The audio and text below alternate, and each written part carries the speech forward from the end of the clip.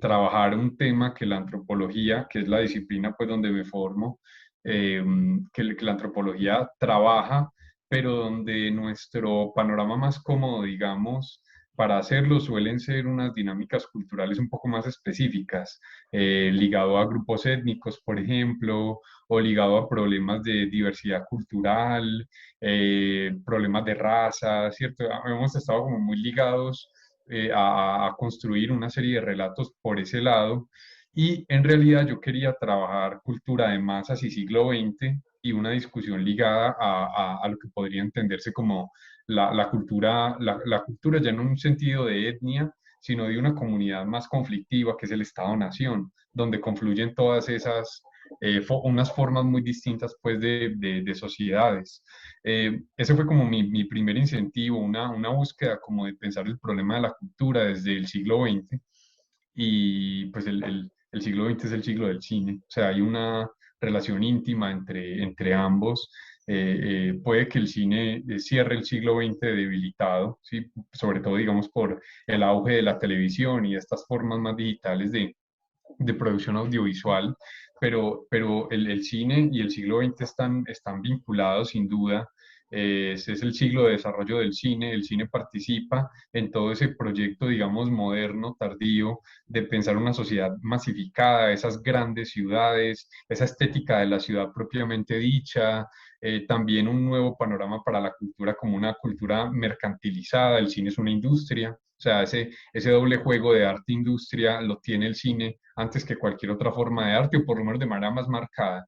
Entonces, pues se me aparece como un escenario muy rico para investigar, para trabajar, y también una excusa para formarme. En últimas, un trabajo de grado siempre es un ejercicio de autoformación, y yo lo pensé de esa manera.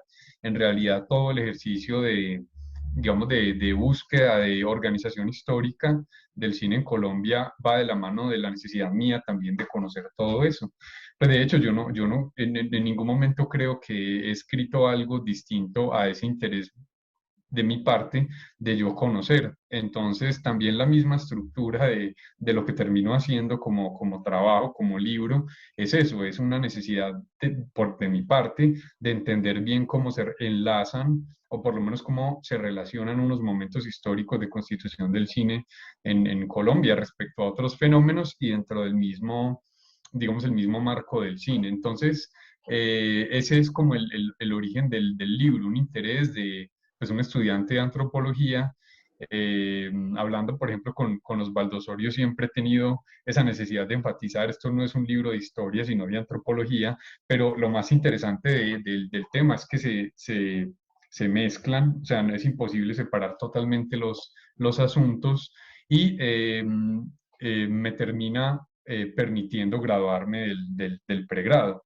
Em, Hay otra cosa, solamente como para cerrar, y es que también la búsqueda de pensar el cine era una necesidad de mi parte de elaborar un relato desde las ciencias sociales de una manera muy interdisciplinar, que a mí me hacía falta, que yo encontraba como necesaria. Yo llego al cine también interesado en la Escuela de Frankfurt y en el problema de la industria cultural que supera ese ámbito del cine y está pensando radio, televisión, prensa, ¿cierto? Como toda una dinámica, digamos, más amplia de la cultura masificada. Y llego también al cine como bajo la preocupación de lo que sucede con la cultura popular, como una aparente antípoda de la cultura de masas. Entonces, sí fue para mí una manera de hacer confluir distintos elementos. El cine no es un fin, es un medio para pensar muchas cosas. De hecho, creo que me quedo excesivamente corto respecto a todas las posibilidades que hay ahí para trabajar, y creo que se podrían hacer muchas más cosas de las que yo apenas toqué pues trabajando. Qué bien. Bueno, y iniciando pues con la lectura de tu libro, me parece que es muy bacano porque en algún momento pues hablas, creo que en la introducción, ¿no? De todas estas políticas contemporáneas en torno al cine, muy vinculadas pues con, ¿cierto? Con el mostrar una imagen de país, todas estas muy vinculado pues con lo publicitario, Colombia es pasión y bueno, tal. Pero luego entonces ya haces, te devuelves y vas al mismo, como a los mismos inicios, eh, y eso pues señala, a mí me demostró pues que lo presente, lo que uno ve como en lo presente pues como un fenómeno, sí, digamos aislado, no lo es tal, porque la vinculación, ¿cierto?, entre cine y desarrollo, y luego lo que muestra es el desarrollo visto como la o mejor dicho, la modernidad vista como el desarrollo está vinculada entonces con el cine. A ver, entonces, si nos podrías hablar de esa vinculación, esa primera vinculación entre cine y desarrollo económico, o cine y, y, y la vinculación con la burguesía Sí, sí, local y sí. tal, sí. Sí, sí, yo aprovecho como, a ver, el campo cultural viene a ser, a mi modo de ver, un ámbito de la vida social que es muy espontáneo y es muy abierto y creo que es uno de los caminos más interesantes para trabajar el problema del capitalismo, ¿cierto? O sea, porque en última se trata de una siempre, yo creo, de una discusión en torno a nuestro momento, a nuestro sistema de relaciones sociales, que es el capitalismo, la modernidad es capitalista. Entonces, el campo de la cultura permite acceder a unas formas del capitalismo que no son necesariamente las que más trabajadas están y en las que más nos hemos centrado como en términos de investigación, que es esa discusión, por ejemplo, en medios y modos de producción, en una discusión de clases muy, digamos, incluso muy cerrada, muy ortodoxa, de clase propietaria, clase desposeída, en una serie de discusiones también en términos de la política, como la derecha y la izquierda. Creo que la cultura permite otra forma de entender el problema del capitalismo, es más abierta. Lo que hay de entrada no es tan dicotómico, es mucho más juguetón. Hay incluso guiños en todas partes a favor y en contra de unas ciertas dinámicas dentro del capitalismo. Entonces creo que ahí hay digamos, una oportunidad de trabajo. Yo lo veo de esa manera. De hecho, cuando me vinculo a la forma en la que la Escuela de Frankfurt está pensando el problema, ese es uno de los argumentos que ellos toman de Georg Simmel, del sociólogo, por ejemplo, cuando se habla de la manera en la que en el campo de la cultura los problemas sociales se aparecen como sin una posición tan defensiva, como se permiten ingresar. Y uno ve eso, efectivamente, el cine es una paradoja. El cine es una contradicción. El cine quiere ser autónomo, quiere ser una forma de arte autónomo, pero al mismo tiempo depende de su financiación mercantil, porque es muy costoso desde sus propios inicios. Entonces, como que lo que hay ahí, lo que hay en el producto cultural, que es el cine, termina siendo todo ese problema social y esa contradicción que es esa dinámica capitalista. Entonces, como que, claro, yo me articulo y me interesa pensar esa crítica posible a la modernidad capitalista desde las maneras en las que se manifiestan esos problemas y esas contradicciones en la cultura, ¿cierto?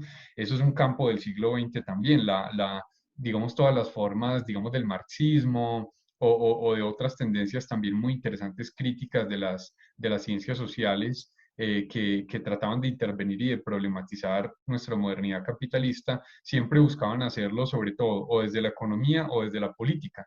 Y en el siglo XX, tanto la Escuela de Frankfurt como lo que hace, por ejemplo, un Antonio Gramsci en Italia, es llevar eso al problema de la cultura, problemas de hegemonía cultural, problemas de medios masivos, problemas de representación, de estereotipación, problemas de consumo, de qué es lo que consumen las distintas clases sociales. Y creo que es ahí donde hay una lectura un poco más madura, por lo menos más llamativa para profundizar en los temas que en última son los temas de las ciencias sociales, mírese de donde se mire, y es, bueno, ¿qué está pasando ahora? ¿Por qué no estamos en el mejor mundo posible, por decirlo así? Y cómo esto se puede ver en esos distintos ámbitos de la vida social. El cine, como una dimensión de la cultura, está aportando a ese problema. Y mi forma de verlo ha sido sobre todo siguiendo como esa línea sí, de la teoría crítica, lo que hacen rápidamente Krakauer, Benjamin, Adorno con el cine, que termina siendo como esa postura ambigua, muy ambigua, a favor y en contra, que se ilusiona mucho con lo que el cine puede ser, pero que sabe que el cine también está respondiendo a toda una dinámica de mercado donde no puede dejar de representar algunas formas de ser humano, algunas formas de las relaciones sociales y de celebrar incluso algunas formas de esa vida social, ¿cierto? Claro, ahí sucede todo el tiempo esto de la astucia de la razón y el mejor cine de Hollywood es muy crítico con su mismo sistema, como Chaplin hablando de la industria y del mundo obrero en Estados Unidos. Entonces es muy interesante, como que uno logra ver como ese mismo proceso ahí contradictorio, muy condensado en el cine. Claro. Porque una cosa interesante que señalas ahí precisamente en esa parte más bien como de contextualización teórica es que no es solamente la modernidad vinculada con el capitalismo, porque también muestra la parte de Einstein, como sí, en la modernidad capitalista es digamos, el burgués el que se autocelebra, pero es con Einstein que ya ese día pues el campesino. Pero en Sí, todo caso son como procesos muy violentos, pues, porque son muy, ¿no? De identidad, ¿no? De identidad como casi cerrada, ¿cierto? sí, sí, sí, sí. Una cosa que no entendí es, bueno, tú hablas pues de, hay comunidades imaginadas, ¿no? Somos Mm. esto, seremos esto, ¿no? Que sería lo prospectivo. Bueno, no entendí muy bien comunidades imaginadas retrospectivamente.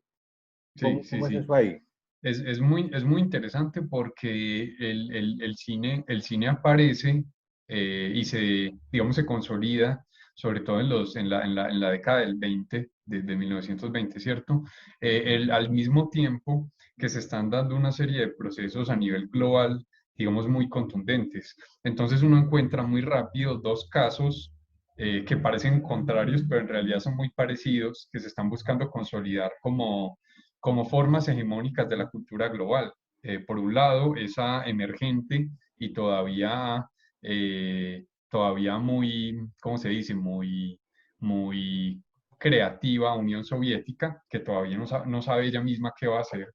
Y por otro lado, los Estados Unidos, que ya luego de la Primera Guerra Mundial se empieza a autocomprender como un actor global en un sentido muy distinto a lo que había sido anteriormente y que va a confirmar, por supuesto, en la Segunda Guerra Mundial y en el Plan Marshall y la recuperación de Europa posterior a la guerra.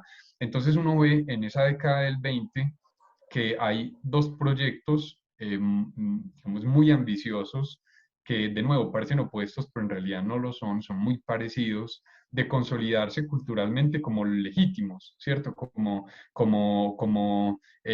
Digamos, aquellos que mandan la parada en los procesos de constitución de identidad, pero pasa de maneras opuestas y eso es muy interesante. Los soviéticos, sobre todo, claro, de la mano de la vanguardia, que representa un Eisenstein o que representa un Siga Bertov, están pensando una comunidad nacional hacia el futuro. Sí, o sea, están pensándose en función de lo que puede ser la Unión Soviética. Ellos están imaginando una sociedad postcapitalista. Ellos todavía no saben eso qué es. El experimento bolchevique en ese momento todavía no tiene claridades de nada, es un experimento.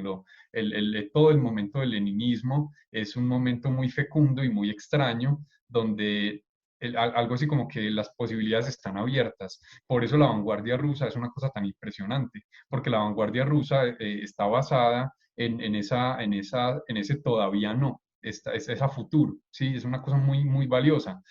Claro, ¿qué pasa con Stalin? Stalin interrumpe la vanguardia e interrumpe la imaginación de lo que podría ser la Unión Soviética y es ese dogma del partido y esa forma tan cerrada de construir lo que sería para el resto del siglo XX la Unión Soviética. El mismo Einstein ya se vio en problemas teniendo que remover algunas escenas donde salía Trotsky, por ejemplo, en algunas de sus películas, porque ya había una lógica muy clara de hacia dónde iba el Estado-Nación y eso va a ser un problema.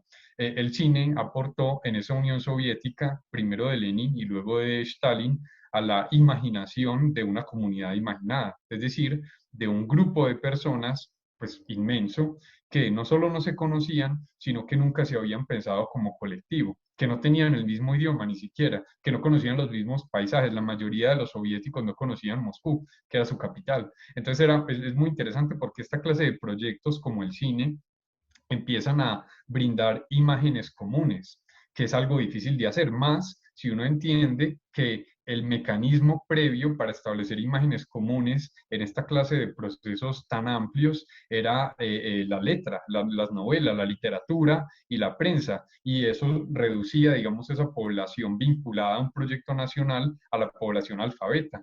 Entonces, claro, el cine con otro lenguaje, con un lenguaje mucho más mimético, mucho más afectivo, mucho más impactante, porque es un lenguaje de imágenes, llega a mucha más gente y aporta a que estos procesos movilicen una población antes impensada. La Unión Soviética mira hacia adelante para producir esa comunidad imaginada, pero los Estados Unidos, que también están haciendo lo mismo, se están buscando consolidar como potencia cultural y lo van a lograr, igual los soviéticos, ¿cierto?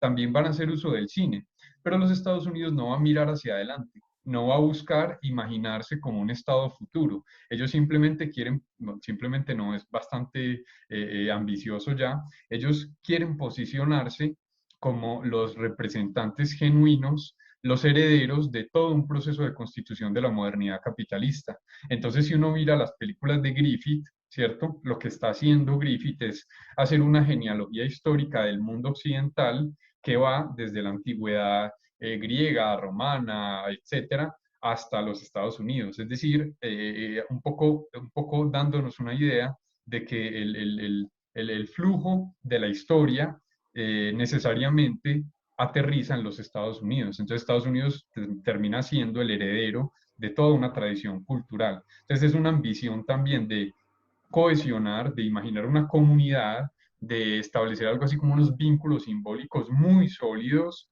pero mirando hacia atrás, ¿cierto? Devolviéndose en el tiempo para hacer de Estados Unidos digamos, ese país líder, ese Estado-nación líder culturalmente del mundo. Ahora, ¿qué pasa con la idea de la comunidad nacional, que es un concepto de Benedict Anderson, este antropólogo e historiador, digamos, tan tremendo? Su idea de las comunidades imaginadas se ha vuelto muy, muy operativa para pensar. eh, lo que plantea Anderson y lo interesante del tema es que precisamente un Estado-nación es una cosa muy rara, porque un Estado-nación implica un montón de personas que nunca se van a conocer, que de una u otra manera tienen que ponerse de acuerdo en que vale la pena vivir y morir por el Estado-nación. O sea, cómo movilizar a la población, cómo justificar los impuestos, cómo justificar un contrato, digamos un contrato social en un sentido constitucional político, ¿cierto? Cómo hacer que todo el mundo esté de acuerdo en que todos somos norteamericanos, colombianas, francesas, argentinos, etcétera. ¿Cierto? Esa es una cosa muy compleja porque estamos hablando de que no basta con una constitución, con una historia que lleve a unas decisiones políticas, sino que se necesita un consenso simbólico. Y ese es el papel que viene a cumplir el cine en pleno siglo XX con una contundencia tremenda, porque recordemos que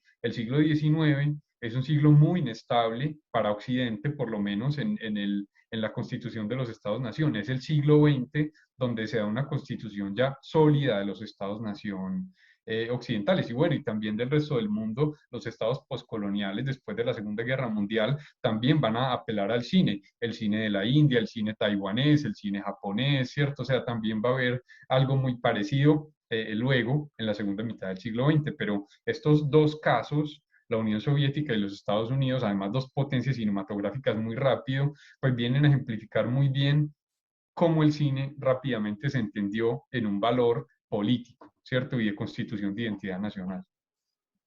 Claro, y precisamente, sí, continuando con Benedict Anderson, aquí había señalado un epígrafe, me pareció pues, un poquito, sí, bonito y duro, pues dice, señalas ahí en el inicio del capítulo 2 de tu libro, En última instancia, es esta fraternidad la que ha permitido durante los últimos 2 siglos que tantos millones de personas maten y, sobre todo, estén dispuestas a morir por imaginaciones tan limitadas. Sí, sí.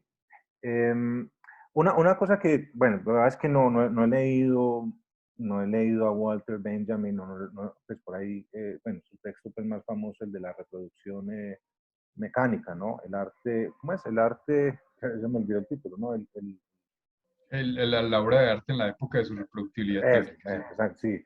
Ahí no me quedó muy claro, o sea, como que Walter Benjamin en algún momento tenía pues como ilusiones de que el cine como arte profano, pues en oposición a la pérdida pues de Laura, eh, podía, digamos, servir no sé, a mostrar, no a totalizar, sino precisamente a mostrar otras visiones, y luego cayó en un pesimismo, o cómo es la cosa ahí con Walter Benjamin. Sí, Benjamin es todo un personaje para el siglo XX y para pensar el cine, porque pues es en realidad un tipo muy original en su pensamiento. Bueno, en realidad sí, no, es muy original, pero hace parte de su época y solo es posible por todo lo que condensa de la época y de las discusiones de la época. Benjamin es un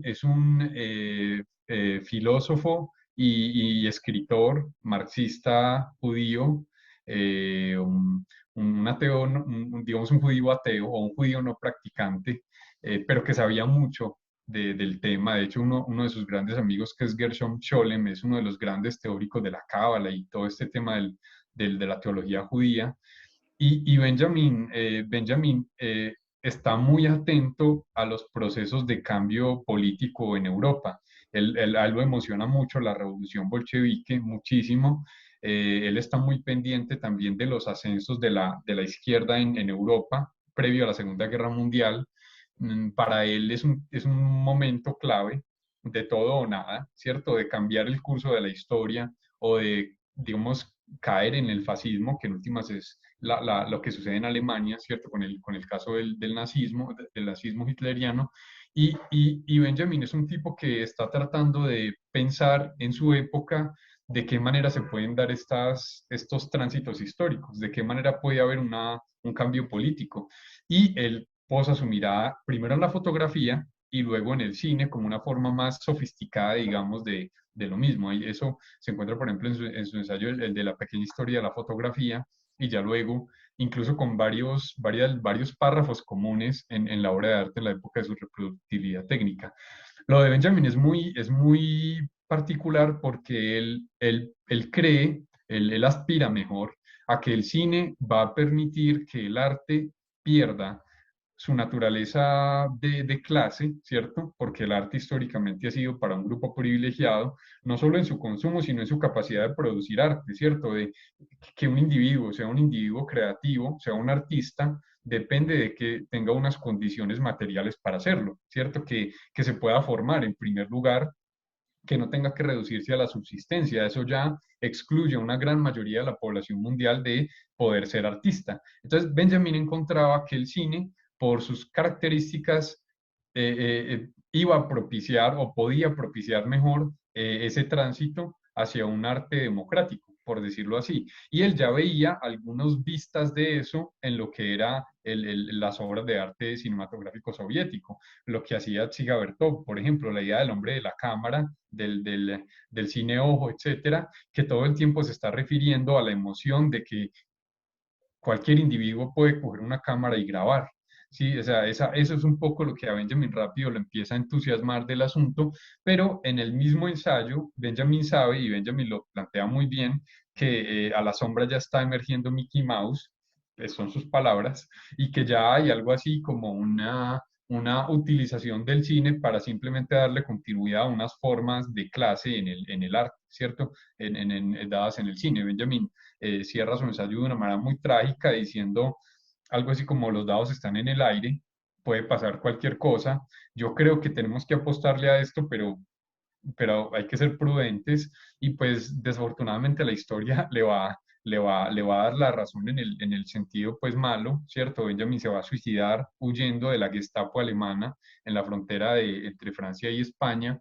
No solo no va a suceder el proceso de revolución política, sino que el cine efectivamente va a terminar bajo unas formas muy determinadas. Así, Benjamin estaba pensando además sobre todo era un cine muy experimental, no en el cine más argumentativo de ficción que tenemos ahora, o que privilegiamos ahora mejor. Entonces él, claro, él tenía otras coordenadas para pensar el cine. ¿Por qué sigue siendo interesante el autor? Porque nos recuerda que el cine hace parte de esos debates de su época, ¿cierto?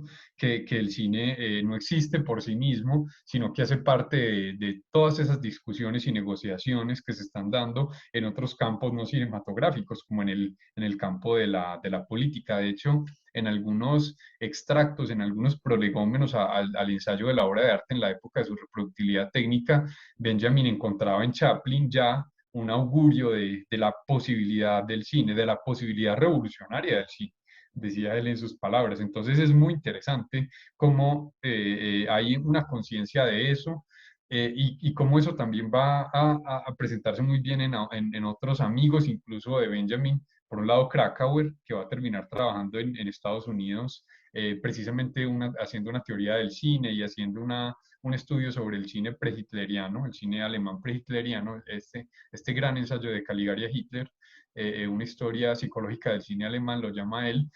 Y lo que va a hacer Adorno con el cine también, que es un estudio amplio. De hecho, algunos de los estudiantes de Adorno van a ser cineastas, como es el caso de Alexander Kluge, que Adorno le va a presentar a Fritz Lang a Alexander Kluge y lo va a encarrilar, digamos, en ello. Y el nuevo cine alemán en parte está muy basado en esa teoría adorniana del cine y la vanguardia, de los problemas políticos ligados al cine. Pero es una cosa muy interesante, o sea que hay una gran fecundidad en ese pensamiento de Benjamin y se prolonga, digamos, a sus mismos colegas de época y hasta la actualidad también, como en las teorías contemporáneas. Es muy clara la influencia, por ejemplo, de Benjamin en un Rancière, que ahora es tan importante para pensar esa teoría del cine, o en un George Didi Uberman también, ¿cierto? O sea, hay una ruta como muy linda para ver cómo se ha ido desarrollando todo ese problema, y eso es un personaje de época y un intelectual para pensar el cine. Claro, claro. Muy bien, Simón. Como para ir como aterrizando ya la cosa pues en Colombia, bueno, me parece muy interesante también como las vinculaciones que haces tú entre, bueno, el cine norteamericano, que me queda ya más claro, o así puedo entenderlo, ya no es la cuestión prospectiva soviética, sino en retrospectiva, hemos sido esto, somos esto y seremos, bueno, de ese plan seremos esto, o Somos hemos los sido esto, herederos. exactamente. Ujú. Y tú tomas este famoso término, el WASP, que sería el White Anglo-Saxon Protestant, ¿no?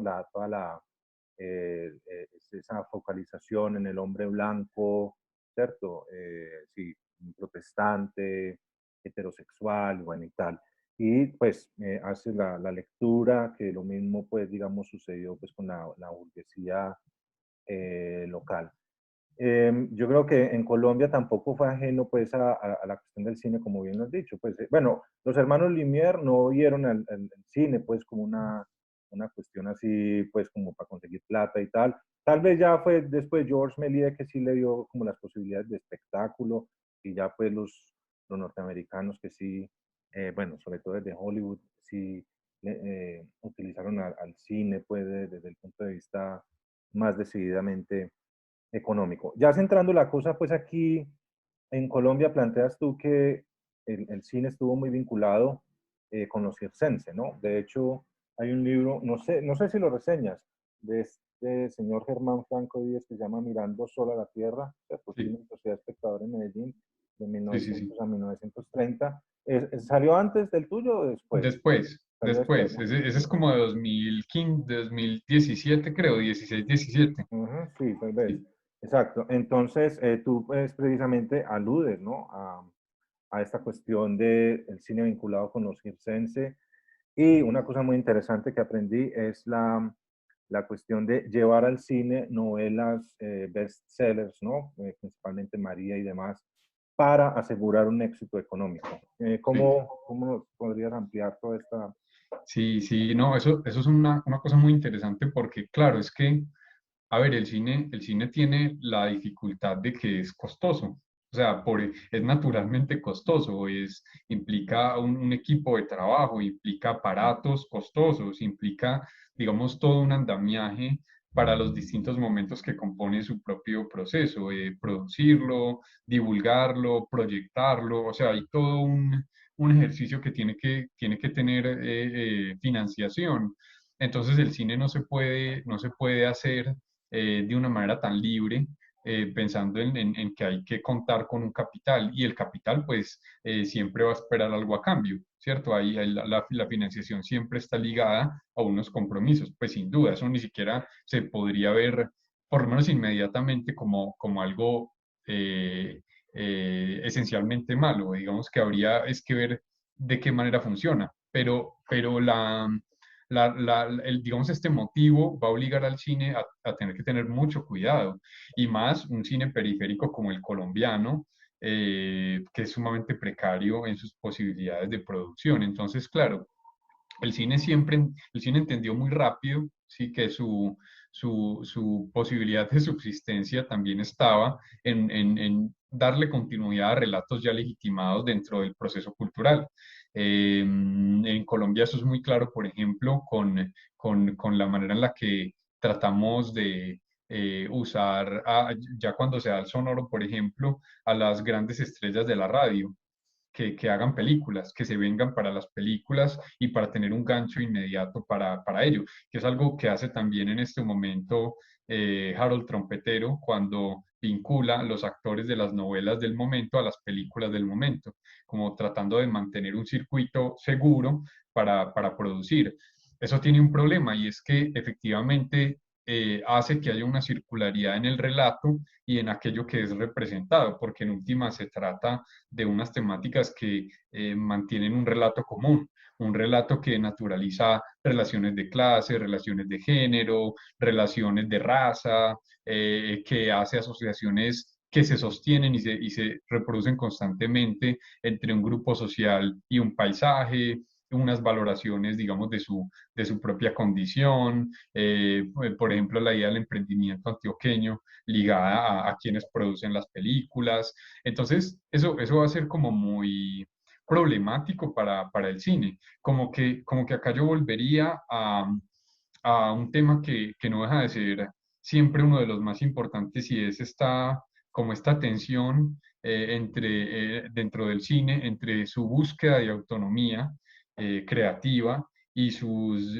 compromisos, digamos, comerciales, que es algo que no soluciona a nadie, o sea, que no se soluciona en ninguna forma de las cinematografías contemporáneas. Una obra autónoma de cine depende también de una seguridad en la financiación. Eso no puede dejarse de lado. De ahí que, por ejemplo, uno vea que muchas veces y paradójicamente son los mismos grandes estudios los que hacen posible las películas más libres en su producción.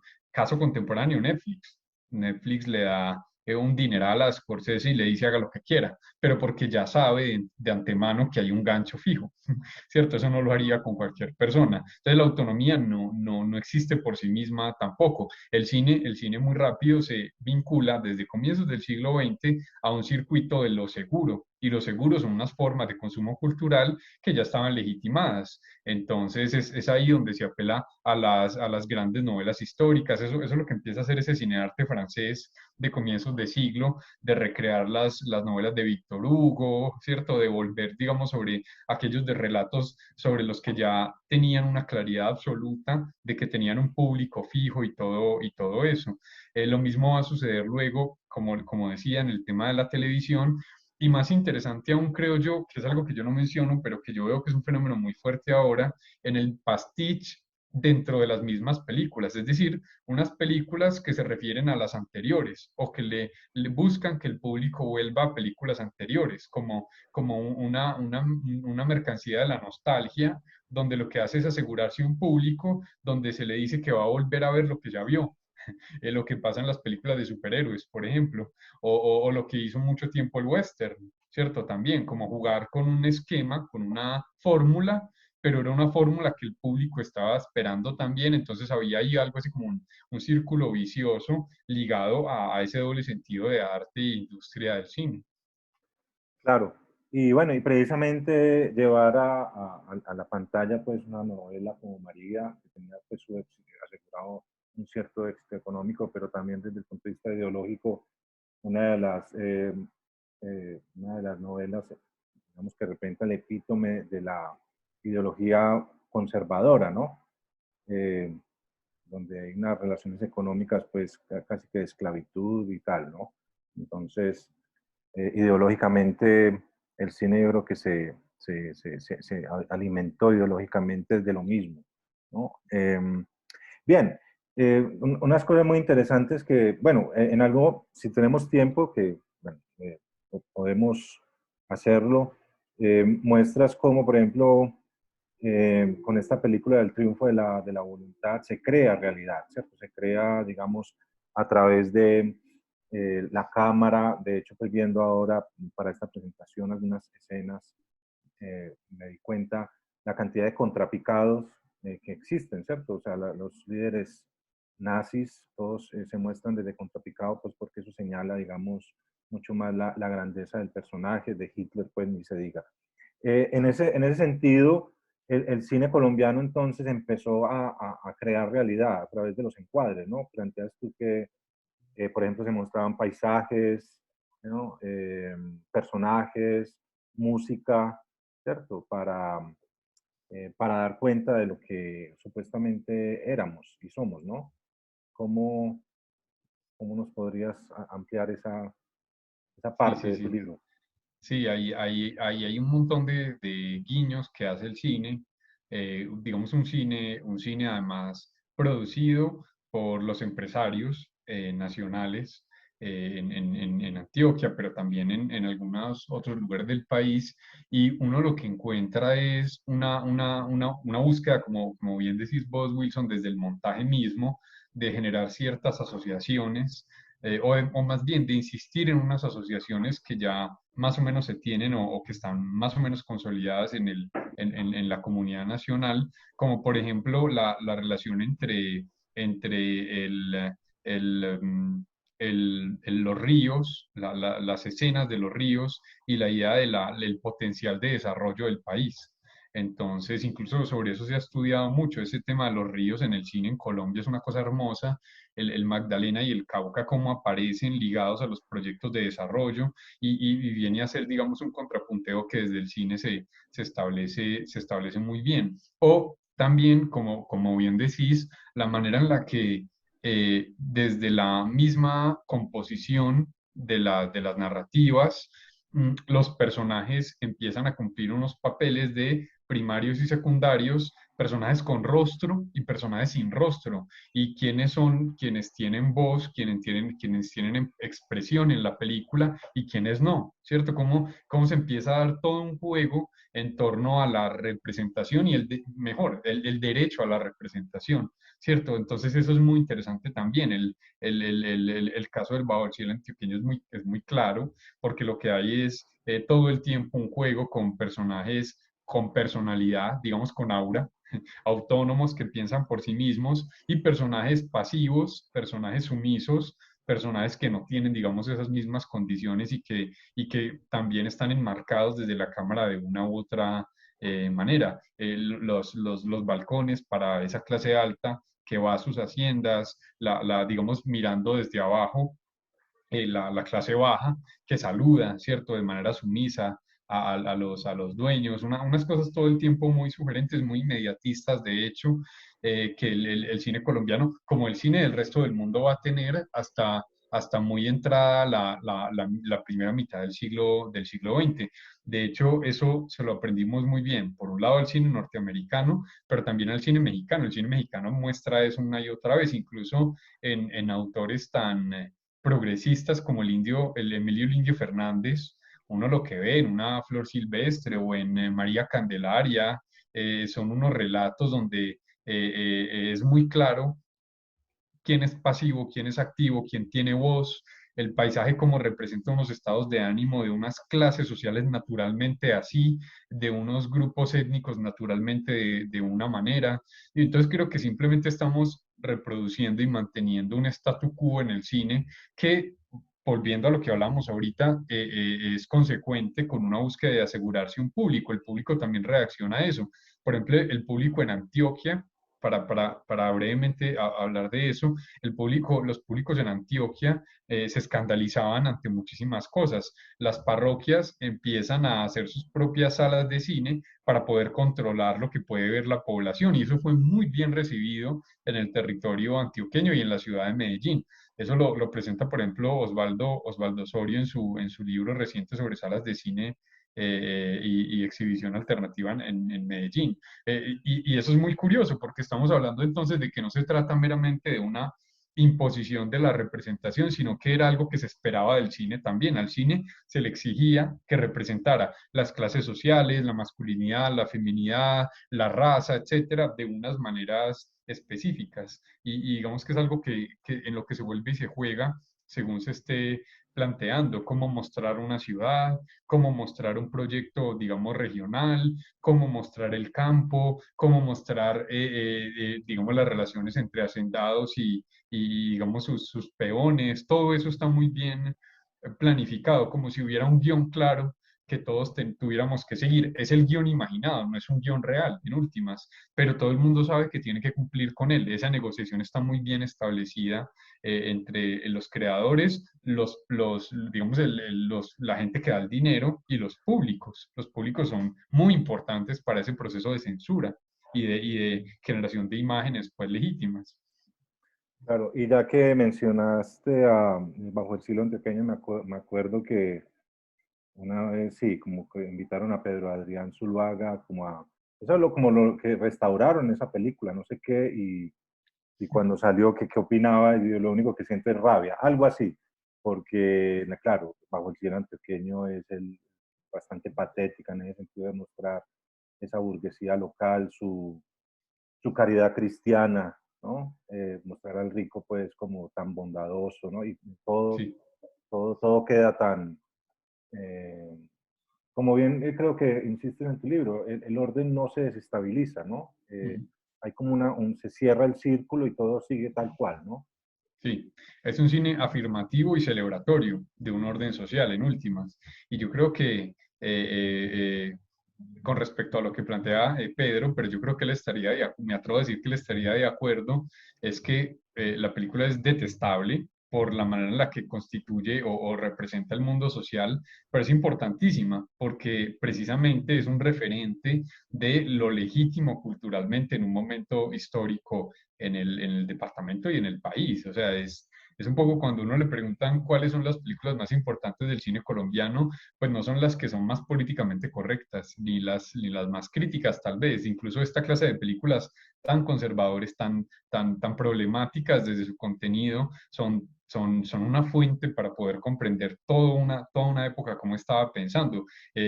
Yo veía, por ejemplo, hace poco otra vez para una clase de los Centauros del Desierto, la película de John Ford, de The Searchers, y ver eso en este momento es ver una película inaceptable, inaceptable por lo que sucede en la película, cómo tratan a las mujeres indígenas, incluso a los animales, las relaciones entre hombres y mujeres, todo es inaceptable, pero es una obra de arte, es espectacular y permite entender todo un momento histórico, entonces...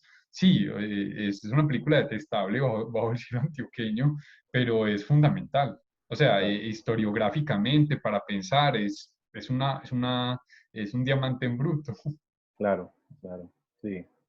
Sí, entonces como para ir, sí, recapitulando, tenemos entonces esta idea de, hay una burguesía local que es la dueña pues de los medios de producción, ellos son los que, cierto, ponen la plata pues para hacer su cine, un cine en el cual se autocelebran, ¿no? Se miran a sí mismos pues como en un espejo. Bueno, en algún momento planteas filmando...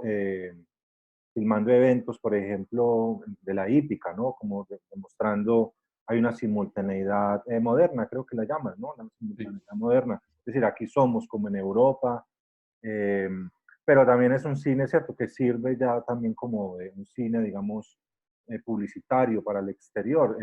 Señalas por ahí un caso en el cual una película como Los Muertos incluso fue, creo que, prohibida porque ahí había una cuestión de lepra y eso tenía, digamos, pensaban que eso tenía efectos negativos para la compra del café colombiano, ¿no? Eh, también, también señalas esta película Colombia Victoriosa, ¿no? Que, digamos, exalta, ¿no? A la Colombia victoriosa frente a la guerra con el Perú, ¿no? Otra cosa que sí, que me gustó, que me llamó la atención es cómo ellos se muestran, la burguesía se muestra a sí misma, se autocelebra, eh, también en oposición a lo rural, es decir, lo rural se muestra más bien como un escenario bucólico, ¿no? De descanso para ellos, ¿no? Pero el campesino es totalmente casi que ignorado, ¿no? Sí, ese cine colombiano de la primera mitad del siglo XX, que es, yo me atrevería a decir que es más bien homogéneo, o sea, tiene como muy claro qué tiene que mostrar, cómo lo tiene que mostrar. Creo que hay una cierta unidad, yo partiría de esa hipótesis. Efectivamente, genera unas divisiones claras respecto al campo y a la ciudad.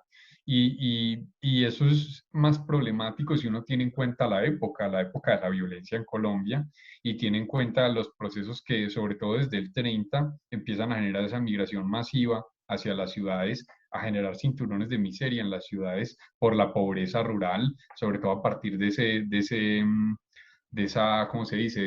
Esa caída de la bolsa de Nueva York, que en América Latina va a ser un coletazo tan agresivo en el 28-29. Entonces, claro, es hasta macabro si uno se pone a pensar retrospectivamente que el cine haya cumplido ese papel de mantener una imagen de lo rural como ese lugar bucólico, como bien vos decís, como ese lugar para ir a descansar, cuando en el proceso real colombiano estaban sucediendo cosas tan delicadas, pues que todavía son, digamos, en muchos sentidos ignoradas en el país. Pero esa mitad de siglo, esa primera mitad del siglo de cine colombiano tiene eso.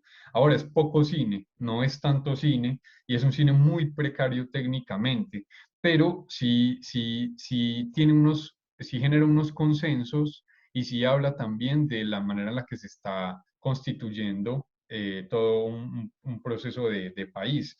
Por eso es relevante que empiezan a aparecer nuevos sujetos sociales y otras formas de hablar del campo, porque así sean todavía formas muy conservadoras, pues es que antes eso no existía. O sea, el cine afirmativo colombiano de la primera mitad del siglo pareciera que fuera siempre la misma película, siguiendo una y otra vez de una hora a otra. Solo hay cambios técnicos, porque aparece el sonido, ¿cierto? Porque se empiezan a dar, digamos, unas mejorías en ciertos elementos de las películas, y eso que ni siquiera es algo tan claro, pero es muy doloroso notar eso, ¿cierto? Que es un cine muy alejado de la realidad social, que representa cosas de una manera muy cerrada, y que deja de lado a la mayoría de los espectadores de cine de poder representarse o verse representados en las películas. Eso es algo, por ejemplo, donde tenemos una diferencia tan básica con el cine mexicano,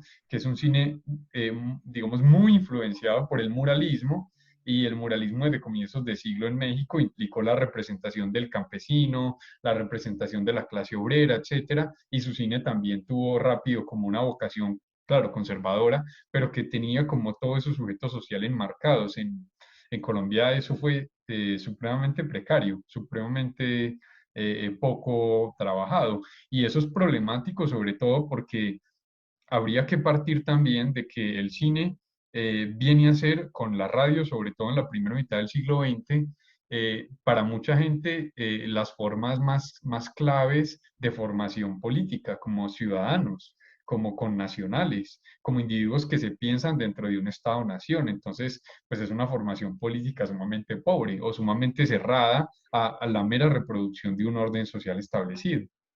Claro.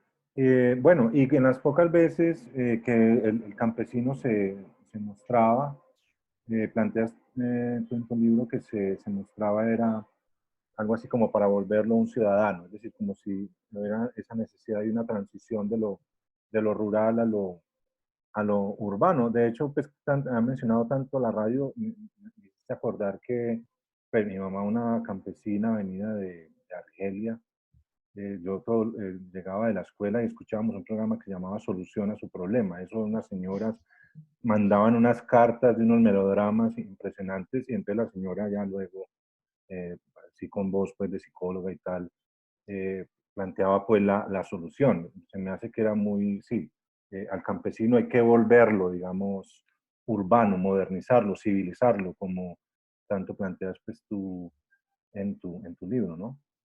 Eh, Sí, y sabes que Wilson, y ahí vos mencionas algo que yo olvido y que de hecho en el libro no trabajo bien porque no es un tema que desarrolle y es lo clave que fue el melodrama como clave narrativa para el cine, la radio, para ese ingreso al siglo XX de toda esa población rural a las ciudades, para toda América Latina. Ese es el argumento de Carlos Monsiváis, por ejemplo, el mexicano. Y el melodrama, yo creo que lo hemos subestimado respecto a la manera en la que realmente influyó culturalmente en los procesos de consumo cultural que, como vos bien decís, aportan a ese paso del campesinado a la idea del urbanita, ¿cierto? Con todo lo que eso implica y esos anhelos de ciudad, anhelos de acceder a los servicios de la ciudad, al mundo del entretenimiento propio de la ciudad, el consumo, el ocio, incluso la promiscuidad en un sentido muy amplio, pues. Entonces, el melodrama viene a ser una forma amortiguadora de todo eso, como muy novedosa, pero muy conservadora, ¿cierto? Como muy abierta, pero al mismo tiempo muy cerrada. Quien mejor, bueno, no quien mejor, pero uno de los intelectuales que mejor presentan eso es Puig en sus novelas, ¿cierto? En Boquitas Pintadas, la manera en la que el melodrama es el gancho para comienzos del siglo XX del campo a a la ciudad y el cine colombiano entendió eso y lo usó como un ABC. O sea, no hay, es difícil encontrar una película colombiana de la primera mitad del siglo XX que no sea un melodrama de una u otra manera. Y yo creo que tiene que ver con eso, porque termina siendo una clave narrativa que ya además la radio, como vos bien decís, con esas doctoras corazón que empiezan a aparecer en todas partes, ya había establecido y estructurado incluso en un consenso colectivo. Claro, claro.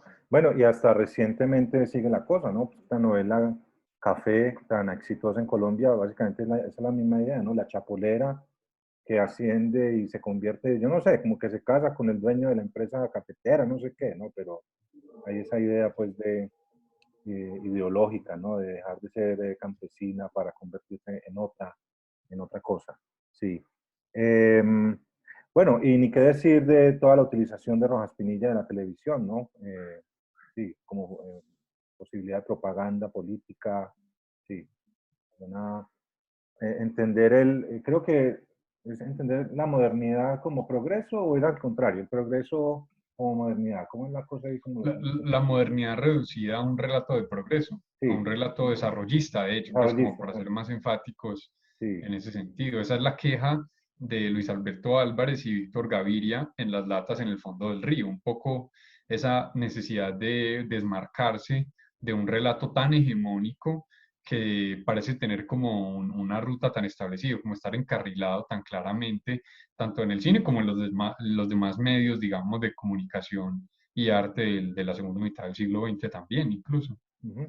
Bueno, y ya, pues, bueno, no todo es como tan pesimista y tan negativo de cierta manera, porque empiezan a aparecer tipos muy interesantes. De hecho, pues, es que gracias a tu libro vi por fin una película que tenía ahí en capilla, que no había, no le había sacado el tiempo, pero por ejemplo que Luis Alberto Álvarez, pues, digamos, sí, glorifica pues mucho y con justa razón, por ejemplo, un tipo como este José María Arzuaga con Pasado del Meridiano, ¿no? Yo creo que ahí ya la Sí, cosa sí, empieza sí. a cambiar, ya empiezan a plantearse como las grietas, ¿no? Las grietas de la modernidad, ¿no? Con luego Raíces de Piedra, que también es de José María Arzuaga, Sí, también vi gracias a tu libro. sí, ¿Cómo es esa transición ahí? sí, sí, Arzuaga es clave. Arzuaga es muy clave porque, a ver, antes antes de Arzuaga ya hay algo así como unos primeros impulsos de un cine que quiere empezar a representar otra clase de sujetos sociales, los obreros, ¿cierto? Que empieza a hablar de la guerra ahí por los laditos. Esta fue mi vereda, por ejemplo, creo que es anterior y ya está hablando del proceso de la violencia en Colombia, pero Arzuaga sí hace algo pues yo no sé si será muy atrevido decirlo, pero que tal vez solo podía ser alguien que llegaba de afuera y que podía tener una mirada lejana al mismo proceso de la constitución del cine en Colombia, como Arzuaga, que era español, que llega además de la escuela neorrealista española de Bardem y Berlanga, y José María Arzuaga llega acá, hace primero Raíces de Piedra, pues una película técnicamente precaria por todos los lados.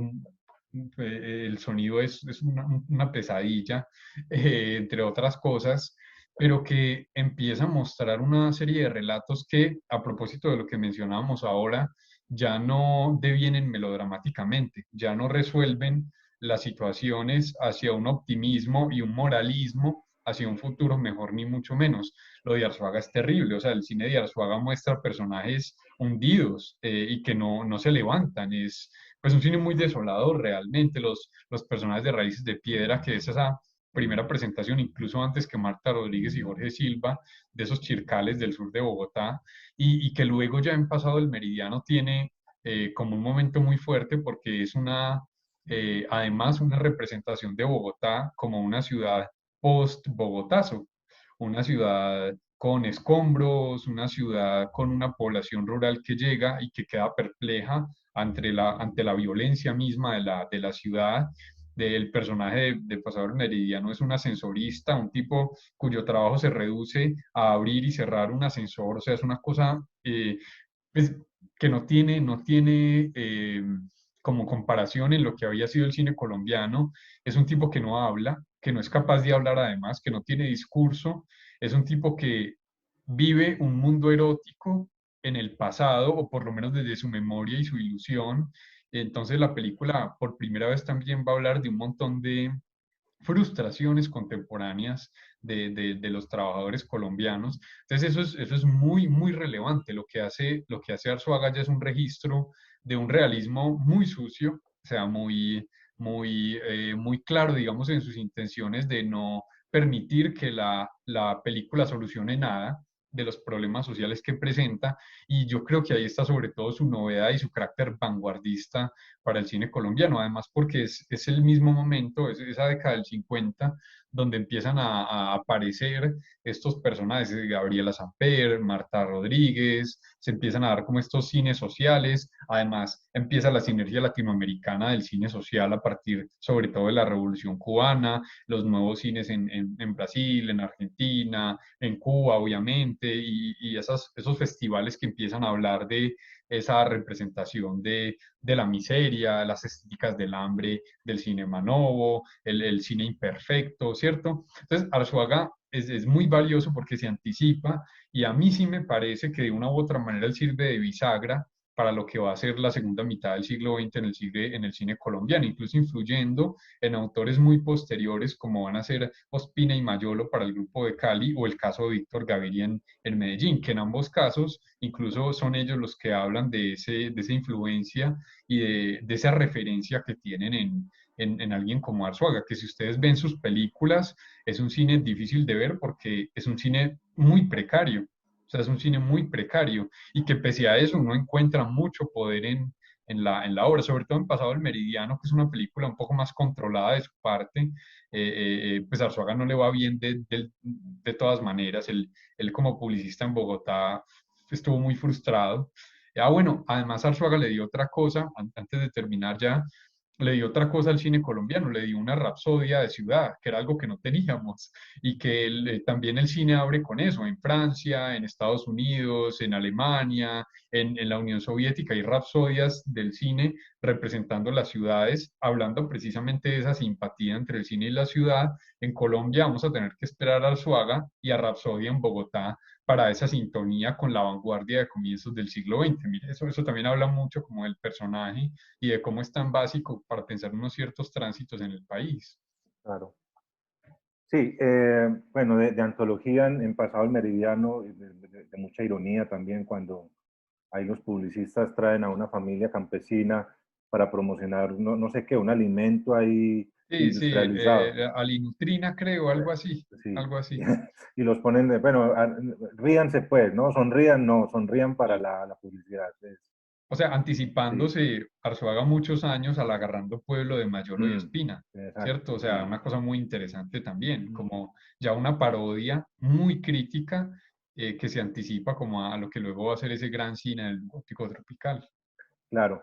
Bueno, más adelante, yo creo que saltando qué sé yo, pues una o dos décadas, ya planteas tú un tema que es gordo, ¿no? Dentro de tu libro, que es estas dos categorías como el personaje del mártir, ¿no? El sufriente, no sé si de pronto ahí el personaje pues, de Pasado al Meridiano estaría ahí, o campesinos anteriores y tal, pues en ese melodrama. Y uno muy interesante que planteas es el del oportunista, ¿no? Entonces tenemos el mártir y el oportunista. A ver si nos podrías definir esas dos categorías bien Sí, sí. interesantes. Sí, pues o sea, yo no me arrepiento de las categorías, pero de todas maneras no sobra advertir que como todas categorías son empobrecedoras. O sea, son categorías para poder organizar y pensar un registro que cinematográficamente es muy amplio y es muy rico.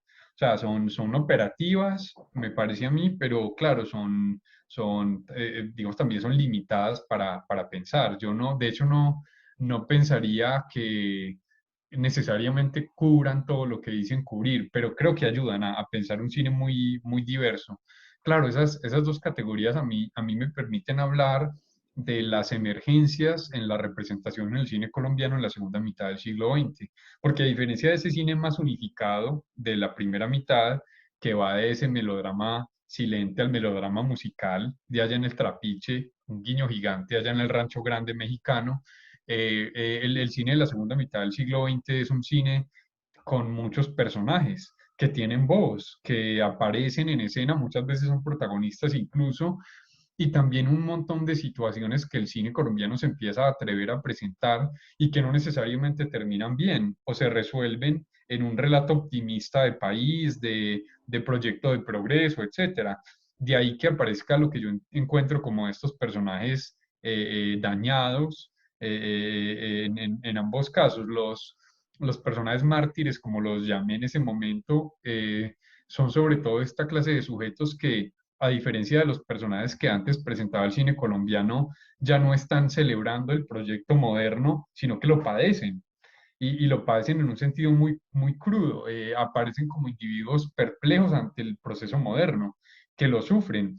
Claro, el personaje de Arzuaga, Augusto, el ascensorista del pasado del meridiano, representa eso. De hecho, el mismo Arzuaga lo dice brillante. Él dice, ve, Augusto es como un fantoche.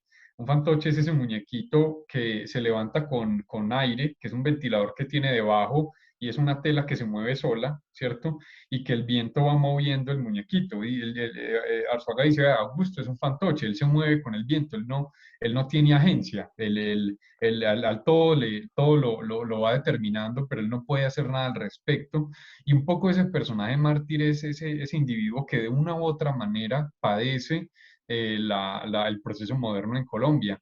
Entiéndase la persona que es pobre, o la persona que padece una situación laboral de explotación, o la persona, perdón, que padece la violencia, ¿cierto? Eso llega hasta un momento contemporáneo.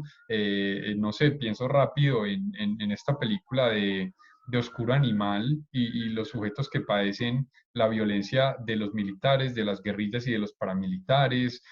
Es muy fácil ya encontrar en el cine colombiano víctimas e individuos que aparecen representando esa situación paradójica. Eso es un personaje muy claro, de hecho un poco plano, pienso yo. El personaje oportunista, a mi modo de ver, es un poco más interesante porque es un personaje que empieza a representar algo muy propio de la América Latina de la segunda mitad del siglo XX y es la desilusión frente a un proyecto colectivo de nación, la desilusión que se ve reflejada, por ejemplo, en acudir a los modelos normatizados para lograr estabilidad económica, para acceder a una familia. para acceder al amor, al afecto. Y creo que esa desilusión ha generado personajes tan tremendos como los nuevos ricos, como son esos casos incluso tempranos del taxista millonario y que se reproduce pues por montones en las telenovelas también, los mafiosos, ¿cierto? Estos mafiosos a gran o pequeña escala, como el caso de los mafiosos de sumas y restas, que tienen tan claro que son individuos que de otra manera no hubieran podido tener lo que tienen, ¿cierto? Es una cosa muy interesante. Estos niños sicarios y todos estos individuos que también acceden a una forma rápida y efímera también de vivir placenteramente por un momento la vida, ¿cierto? Es una cosa como muy trágica también. Y el oportunista a grandes rasgos este individuo que deja ¿cómo decirlo? Como de moverse dentro de los planos no normatizados y aceptados para la aceptación y el ascenso social y piensa de manera individualista, egoísta, cerrada, ¿cierto? Sea robando dinero, sea en las drogas, sea matando gente como el sicario, ¿cierto? Y logrando algo así como una figura de sí mismo, de éxito. La figura de éxito que nos vende la sociedad, pero no lograda según las normas de la sociedad, ¿cierto?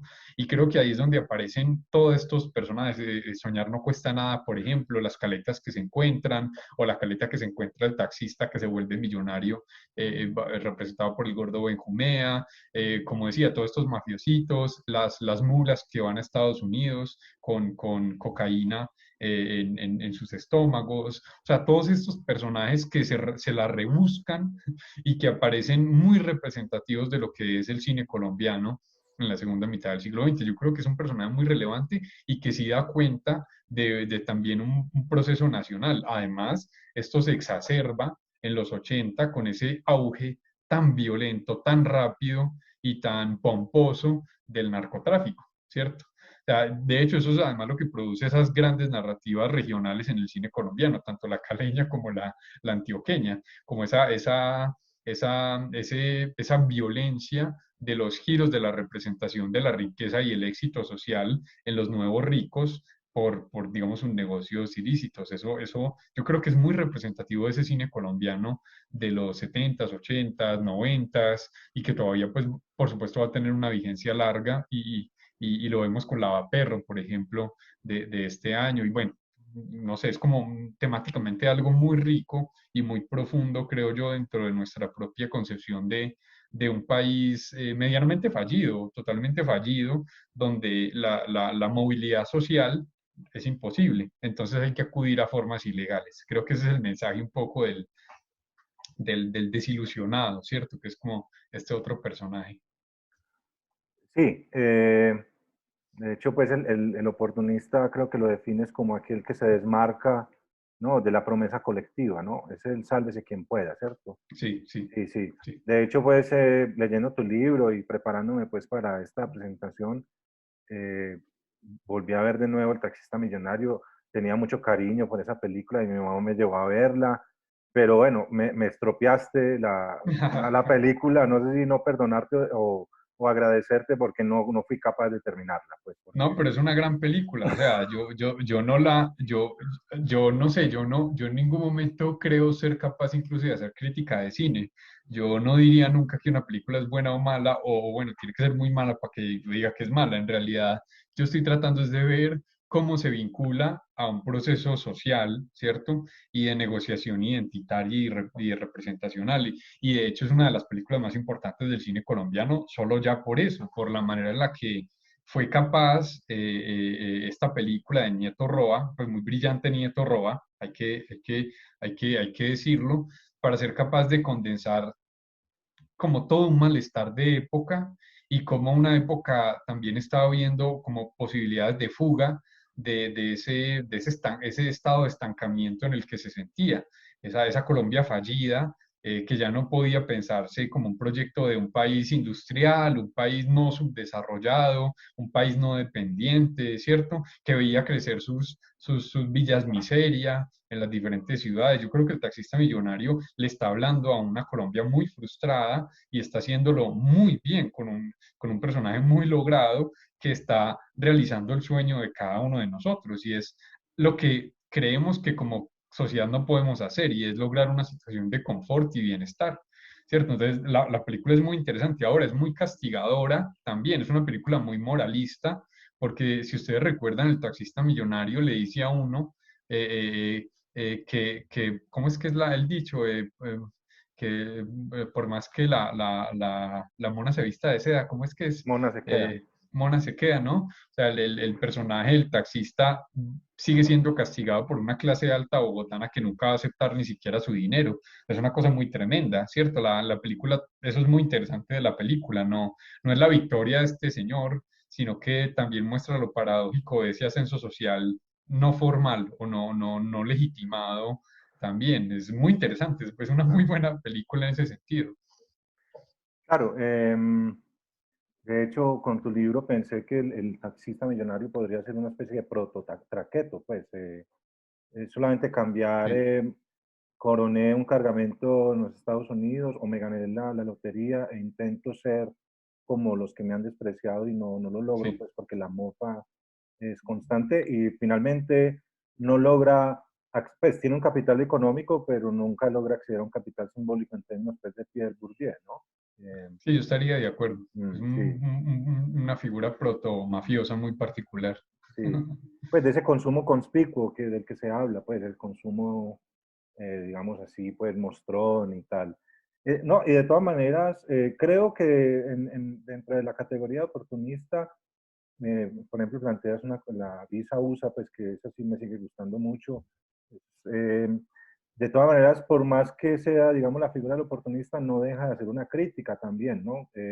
Claro, el anhelo de él de conseguir una visa, sálvese quien pueda, salir del país, conseguir plata, ganar en dólares, pero es muy bueno también cómo señala, digamos, esos personajes que lo desprecian. Pues de antología para mí, cuando el tipo le niegan la visa y dice, gringo hijo de puta, me hizo sentir como una mierda, ¿no? Eso es buenísimo, ¿no? Cómo se siente ese personaje absolutamente aplastado, ¿no? Eh, bueno, la parte pues final de tu libro es, digamos que es una condensación, digámoslo así, entre ese cine, lo que llama cine afirmativo y cine negativo, ¿no? El afirmativo que, digamos, sí, afirma lo ideológico, afirma las cosas tal cual son, y el negativo que, digamos, pone problema, señala la grieta, muestra otras visiones de mundo. Y en ese sentido, pues podemos abrir los micrófonos para que, bueno, aquí me colaboren los otros miembros del grupo de estudios clínicos, porque ese capítulo pues lo discutimos, a ver si alguien eh, nos quiere hacer un comentario o una pregunta pues para Simón.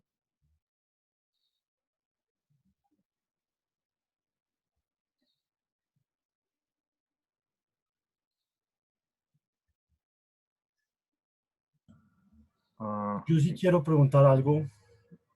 Yo no estuve en la lectura del capítulo ni nada de eso, pero un poco para meter la cucharada y preguntar una duda que tengo es la percepción con respecto a las, porque aparecía sí, el cine como fenómeno de comercio y un poco difícil de producir en la dinámica esa de la construcción de una realidad, identidad nacional.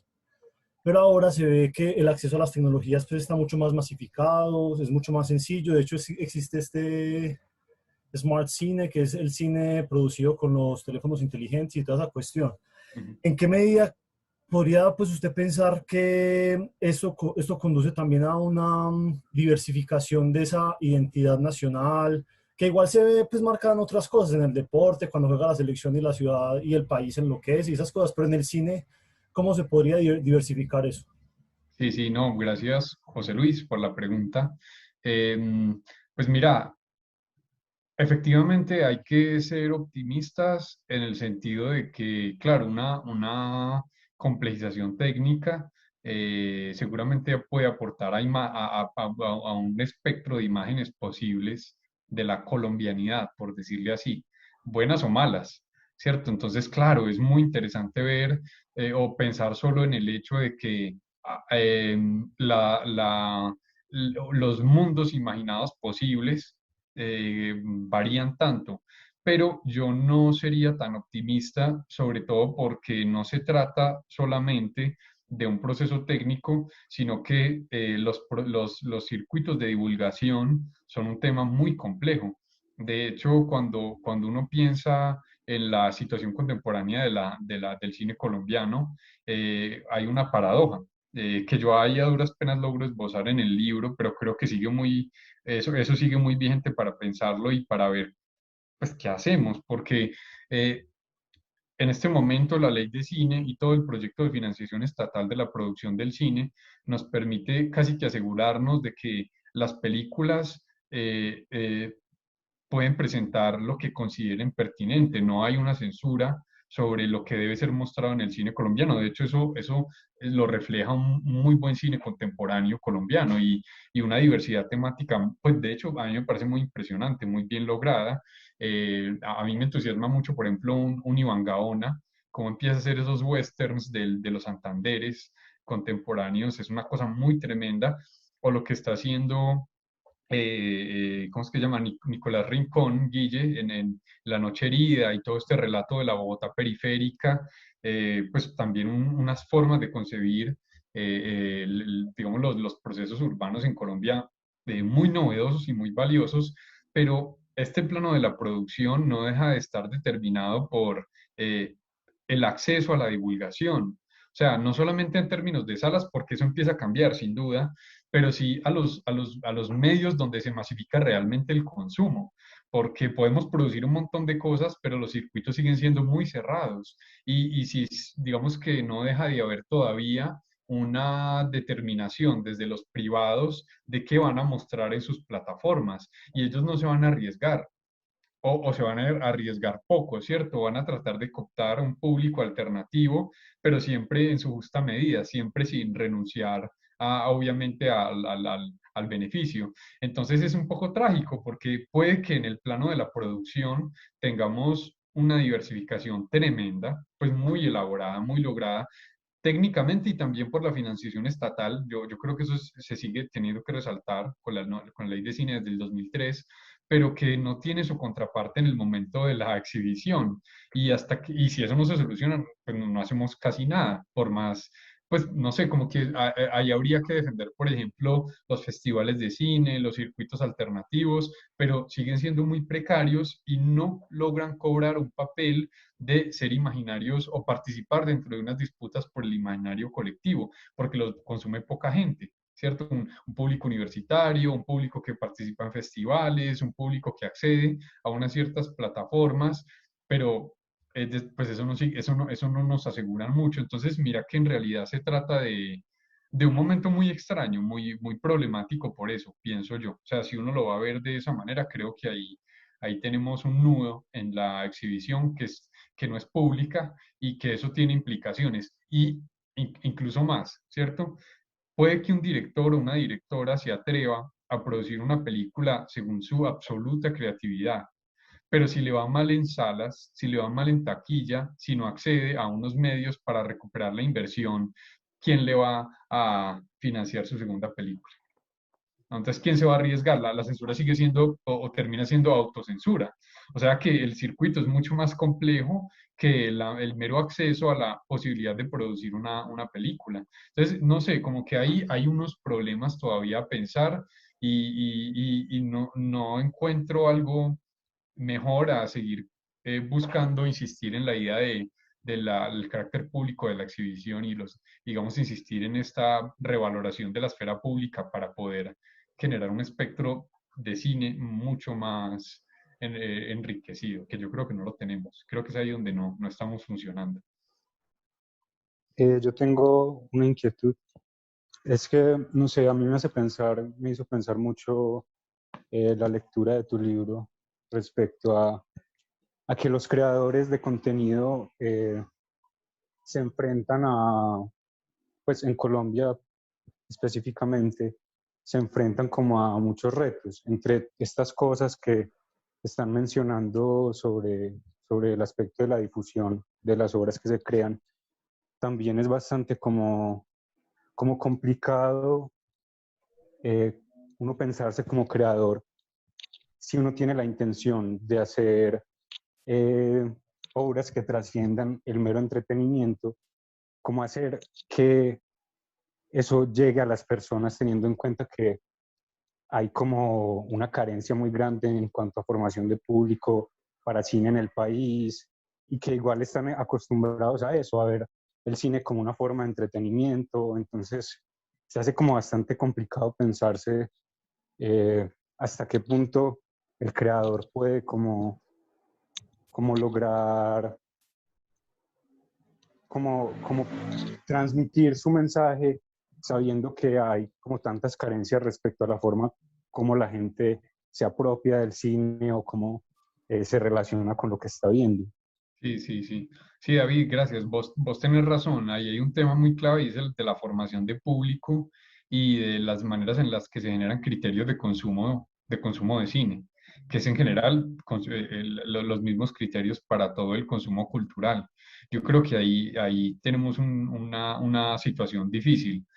En ese orden de ideas, creo que por un lado la discusión tiene que estar ligada a los públicos, como bien vos decís. Por ejemplo, Oscar Ruiz Navia, para el caso de su obra, yo he visto cómo él está haciendo unos esfuerzos muy interesantes, de hecho, por proponer formas distintas de divulgación. Entonces, una película se presenta en su estreno de manera pública por streaming y luego ya pasa o cambia a hacer otra clase de relato, digamos así, y a ya estar en circuitos más cerrados. Habría que empezar a pensar en esas cosas y a revitalizar otra clase de espacios para ver cine, porque sí es un problema difícil.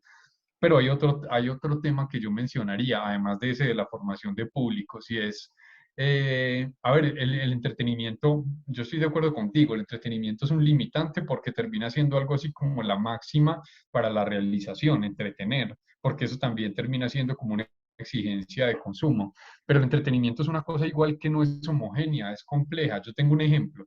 Eh, a mí me fascina Spike Lee y yo veo en Spike Lee un director que fue capaz de entender que el cine era masivo y uno ve en sus películas una capacidad al mismo tiempo de hacer un cine con un lenguaje muy amable, de entretenimiento, si lo quieres ver así, pero también un cine muy profundo políticamente. Entonces, es difícil, pero también hay ejemplos de ejercicios bueno, yo dije Spike Lee, pero lo mismo pasa con Chaplin, ¿cierto? O sea, se puede encontrar también una ruta de un cine muy inteligente que ha sido capaz de cooptar a un público aparentemente apático a entender el cine más allá de un ocio inmediato, ¿cierto?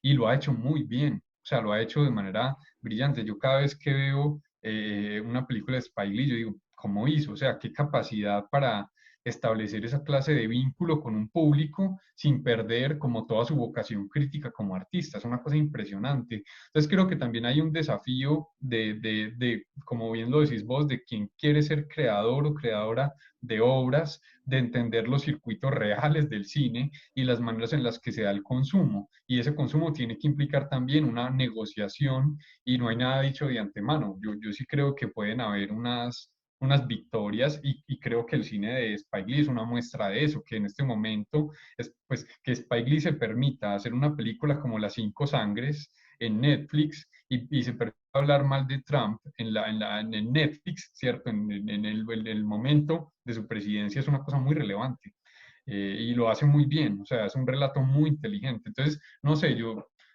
soy sobre todo pesimista, pero también creo que hay que identificar que no hay tampoco, que sí hay unas búsquedas como de resistencia y de generación de procesos. Mm. Bueno, También tengo una pregunta. Ay, María. voy yo Mariana. primero, Víctor. Oye, Mariana, pues siempre tú vas primero. Bueno, gracias, Víctor. Bueno, mi pregunta es como en lugar de esto que dice el grupo del Calibut en cuanto a la pornomiseria, ¿cierto? Entonces encontramos que ellos hablan de que aún así, que en el cine de narración de negación hay un estatus también de pornomiseria, donde realmente lo que hacen las personas, más allá de mostrar un contexto o mostrar una mirada crítica de las cosas, se lucra de esa miseria de los demás. Entonces mi pregunta es como, ¿en qué medida está permitido mostrar o hacer una narrativa de negación y que eso no se vuelva pornomiseria? Sí, sí. ¿Cierto? Sí, sí, sí, no, es un tema del cine colombiano. Es un tema difícil además, porque, bueno, no, y no solo del cine colombiano, creo que es una de las paradojas del cine del tercer mundo desde ya hace varias décadas, porque, claro, todo esto comienza con los realismos latinoamericanos, con unos relatos muy fuertes que buscan como darle como una voz a un montón de sujetos sociales y paradójicamente, pese a unos esfuerzos muy interesantes, termina siendo un cine de alta demanda en Europa, en Estados Unidos, un cine consumido precisamente por las imágenes miserables que presenta del tercer mundo. Es una paradoja. Es lo que le sucedió a Ciro Durán en Colombia, que es de donde comienza ese debate de la pornomiseria con Gamín, El niño de la calle y todo eso, que terminan siendo películas que se terminan haciendo y se terminan reeditando para un público extranjero que quiere consumir esa clase de cine. Entonces, es una cosa tremendamente delicada porque es un cine que inicialmente se piensa como un cine de denuncia. Piensen, por ejemplo, en Tire 10 de Fernando Birri en Argentina, una muestra muy rápida de ese cine de realidad, de presentación de hechos sociológica de una situación terrible en la periferia rural argentina, y cómo esos cines latinoamericanos, pues yo digo que con una vocación incluso genuina de crítica política fuerte, terminan siendo mercantilizados y vueltos parte de un proceso de consumo. Eso es de lo que se dan cuenta Ospina y Mayolo, siguiendo esta línea de Arzuaga que mencionábamos y esta escena que mencionaba Wilson de la película de Pasado el Meridiano, y se encuentran además con este personaje de Agarrando Pueblo, que pues, de manera espontánea y brillante lanza esta frase, con que agarrando pueblo, ¿no? Y que les permite a ellos como desenvolver todo un relato al respecto. Ellos llamaron a ese documental Los vampiros de la miseria y era una crítica a Ciro Durán y al relato que en la misma Colombia se estaba haciendo de este cine para consumir en el exterior. Ciro Durán produce un medio o un corto, no recuerdo ya, y por la demanda en el extranjero lo vuelve un largometraje para exportar, o sea, un cine de exportación. Ese debate de todas maneras no tiene nada de nuevo, ya lo venía criticando el tropicalismo ¿cómo se llama? La antropofagia brasileña en los 20. Ya se habla de esa poesía de exportación, de ese arte de exportación, de esa exportación de la miseria, de la pobreza con Oswald de Andrade. Pero claro, en el cine eso va a tener mucha fuerza. De hecho, en algún momento, yo no recuerdo quién es el que cuenta eso, no sé si Ospina, no recuerdo ya la verdad, pero en algún momento en un festival de cine de Santa Fe de Antioquia, tengo entendido que Mayolo le dice a Gaviria que su cine es pornomiseria y Gaviria se defiende. Y eso habla de que es un debate abierto y complejo. Ahora, eh, yo creo que es un riesgo, Mariana. Yo creo que el solo hecho de producir unos relatos que registren unos procesos dolorosos corre el riesgo de ser mercantilizado, porque es que no se trata meramente del propósito de quien realizó una película, se trata de cómo va a empezar a circular y a ser consumida. Y ahí los espectadores y todo eso, digamos, todo el mundo de la divulgación tienen un papel activo, no pasivo. Entonces no creo que sea algo que solamente tenga que preocuparse y pensar quien realiza cine. Efectivamente, hay que partir de ahí porque es tal vez el primer momento de ese plano de la representación cinematográfica. Yo creo que es un riesgo. Yo creo que así haya una gran película, incluso muy crítica al respecto, corre el riesgo de ser ello. Yo creo que las mismas películas de Mayolo y Ospina contra la pornomiseria corren el riesgo de ser consumidas como pornomiseria, ¿cierto? Y yo creo que tiene que ver con que va a depender también de los circuitos de consumo. Entonces, no sé, creo que es algo mucho más problemático que la intención de quien realiza. Y sucede al revés también, una película muy ideológica, muy ocultadora de la realidad miserable, puede ser consumida para hacer una crítica tremenda. Entonces creo que funciona de lado y lado, pues si uno se pone a verlo de esa manera. Yo creo que en términos de la realización, Víctor Gaviria da un buen ejemplo de tratar de desmarcarse de ese empobrecimiento de una obra como pornomiseria, y es tratar de hacer un ejercicio juicioso que esté pensado digamos, en relación con aquellos individuos que están siendo filmados, ¿cierto? Esta idea de los guiones colectivos es una cosa muy interesante, la idea de los actores naturales, las distintas maneras en las que se busca generar un relato donde, como le gusta decir a Juana Suárez, una gran pensadora del cine colombiano, no haya algo así como una posibilidad de subterfugio para la risa, ¿cierto? O sea, es algo difícil. Eso es una fatalidad, porque los personajes de Gaviria, que son tan ricos, tan poderosos, se vuelven memes en el mundo contemporáneo. Entonces, miren que es un tema difícil, es un tema delicado y donde tampoco hemos encontrado, ni creo que se pueda encontrar fácil como una solución al respecto, pero eso no puede evitar, y con eso cerraría, eso no puede evitar seguir insistiendo en que el cine testimonia y da cuenta de un montón de problemas sociales y que estos registros tienen un valor y pueden ser canalizados para un pensamiento crítico, diría yo. O sea, si bien hay un riesgo, creo que vale la pena correrlo, por lo que implica esta misma posibilidad de diversificar y problematizar el plano imaginario donde nos pensamos como sociedades. Muchas gracias. A ti. Víctor. Bueno, mi pregunta está como relacionada con lo de Mari, pero es un poco opuesta en la estética, digamos. Porque digamos que si opuestamente a esa estética que podría ser porno miseria, que podría catalogarse así, yo siento que hay otra estética muy contemplativa y que es como muy festivalera actualmente. Entonces se me ocurre como La Sirga, se me ocurre esa película que era en el valle y que hay unos cañaduzales y un incendio, no recuerdo bien cómo se llama. Y son La sombra películas y de la las... tierra, creo. La sombra y la Es, tierra, sí. sí, esa. Que también hay unos silencios largos, entonces uno como que se vuelve introspectivo o le da sueño o analiza.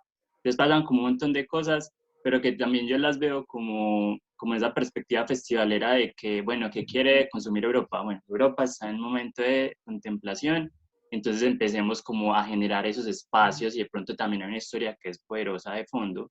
Por ejemplo, la de La Sirga me parece que es súper poderosa porque es esa cuestión como de la violencia, es como en Boyacá, entonces está como la cuestión con la guerrilla, el desplazamiento, pero entonces la estética cambia. Entonces mi pregunta va como a eso, ¿cómo ves vos eso en la actualidad?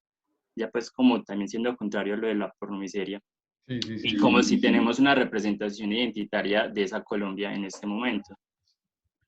Sí, sí, está bien, está bien. Pues mira, yo la verdad creo que es legítimo. Eh, a mí no me parece que sea tanto una moda.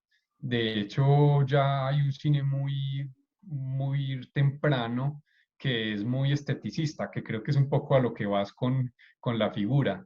Tener razón en que es un cine que se ha canalizado y ha cobrado mucha fuerza en un circuito de festivales, pero habría que pensar también que esa ha sido una estrategia ya de algunas décadas para que haya un cierto cine colombiano que se pueda presentar. Por ejemplo, recuerden que Rodrigo de No Futuro tuvo que ganar Cannes para poder ser aceptada por el Ministerio de Cultura, ¿cierto? Y poder ser visualizada en Colombia. Entonces, yo creo que no es fortuito, yo creo que simplemente es maniobrar con lo que realmente existe en términos de esas posibilidades de representación, nada, de representación no, de circulación. Sí creo que efectivamente hay unas tendencias y hay unas escuelas, y la actualidad de la escuela caleña sí tiende yo no sé, a seguir una ruta, pero yo sí creo que es de largo aliento, de detenerse, muy fotográfica, muy de la luz, que tal vez lo que está haciendo también es generando unos contrastes con un realismo social un poco más directo, ¿cierto? Que también tiene representantes muy interesantes contemporáneos. Yo no sé, yo me abstendría como a hacer una crítica de pensar que están pensando en los festivales.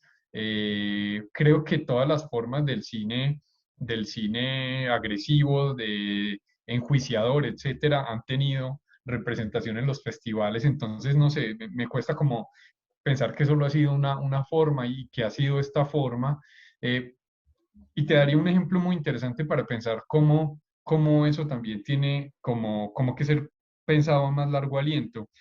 Susan Sontag, esta tremenda intelectual norteamericana, tiene un ensayo brillante que es tardío, que se llama Ante el dolor de los demás, que de hecho es una crítica a su trabajo anterior de los 70 de su ensayo sobre la fotografía.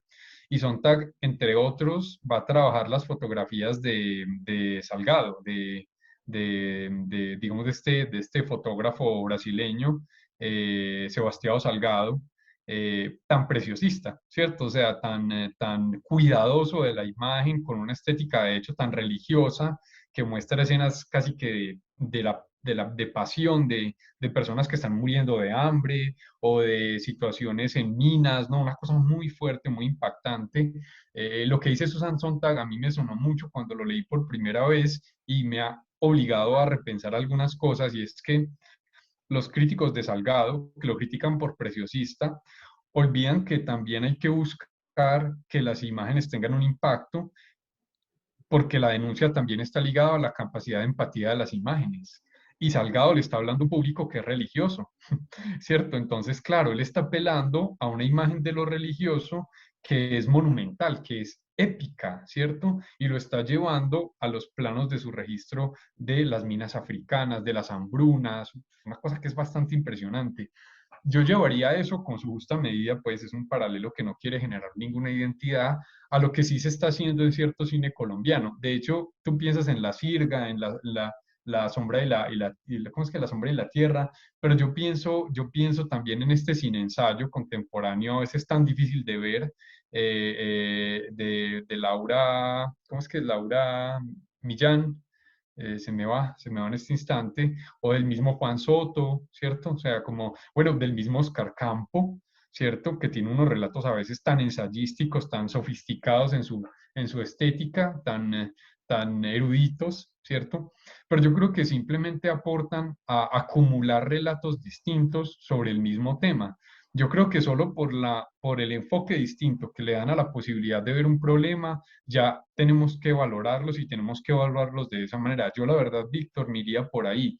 Yo creo que es difícil hablar de que los cineastas colombianos pecan de necesidad de circuitos de festivales, cuando en realidad tal vez es la única forma de elaborar un relato que se divulgue socialmente en el país, sobre todo esa clase de cine que no es un cine de consumo rápido, con un formato más televisivo, al que se acepta inmediatamente y que tiene altas taquillas, ¿cierto? Entonces, no sé, yo más que de estar a favor o en contra, complejizaría como lo que está sucediendo con esa clase de películas, que además no son las únicas. Creo que hay varias búsquedas muy finas, muy artísticas, algunas muy difíciles de ver, que tienen un valor en el cine colombiano contemporáneo.